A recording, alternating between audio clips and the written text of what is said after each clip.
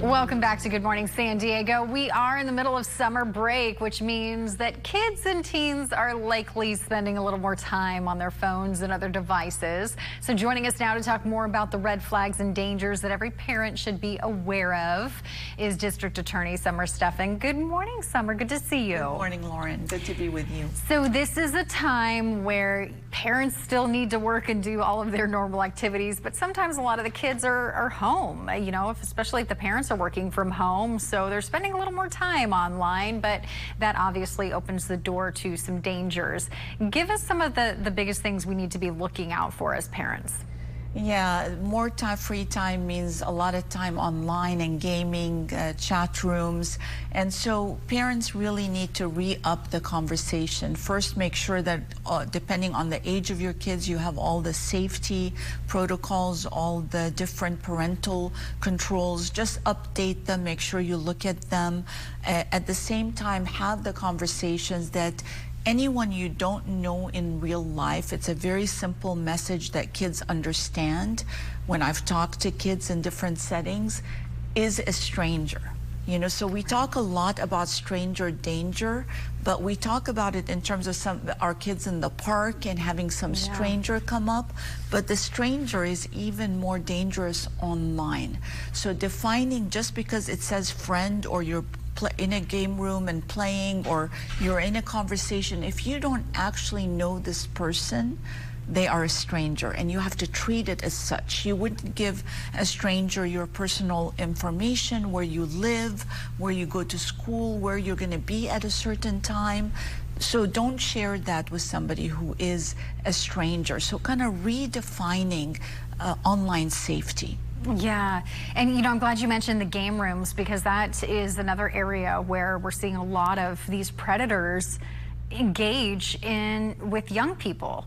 Absolutely, and especially boys. So we generally, our minds go to girls and exploitations online, but where boys are mostly exploited are game rooms, because the person in your game room can use any face, and they're not going to use a 45-year-old face, their face. Yeah. They're going to use a face of a 12-year-old kid that looks just like, you know, the kid that's online, and then after a while they'll ask to move to private chat, to talk outside of that game room, because they're not going to make a proposal with everyone else in the game. Also talk to your kids about that. Anyone who asks you to go off that game platform into a private chat, that's a red flag. Immediately report that to an adult. So those conversations are important. And, you know, children are also being bullied online. That's one of the things. It's not just exploiting them, but it's what they're hearing in their head that parents may not be aware of. So what are some of the ways that kids are being bullied, and how parents can sort of counteract what they're hearing and seeing? It is really a cruel thing that we often see. Because, you know, unlike just being bullied by one or two people at school, which sadly still happens, when you're online, there's a whole community, and people feel like either I'm in or I'm out. The bullying is going to come my way if I don't like it or participate.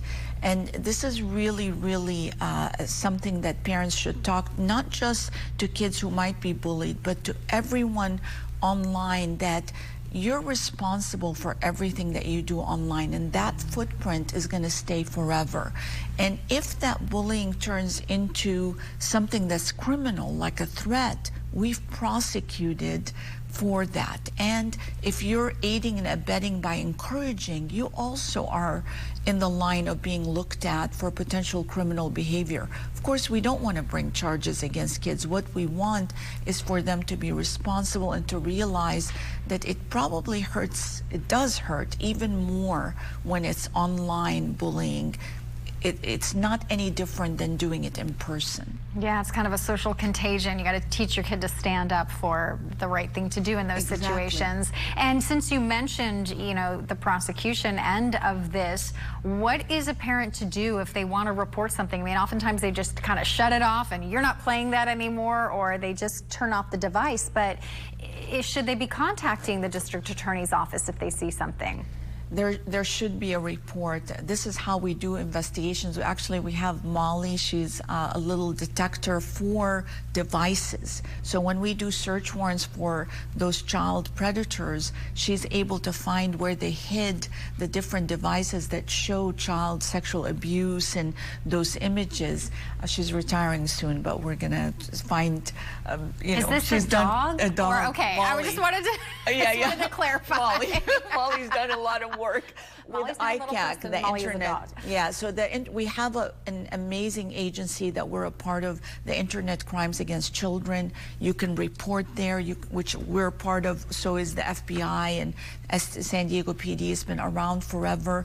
We've charged 35 cases this year alone coming out of that, but also a good organization we work with is the National Center for Missing and Exploited Children. Over 20 million reports that we're grateful for, where people see something suspicious with their kid or online and they report it, and we're able to follow up. And actually, kids are recovered that way, kids who are missing. So reporting to NCMEC, the National Center, to our Internet Crimes Against Children, of course, come to the DA's office, and we'll be sure to guide you and make sure you're taken care of. All right, very important information, especially this time of year. Summer, thank you so much. Thank you.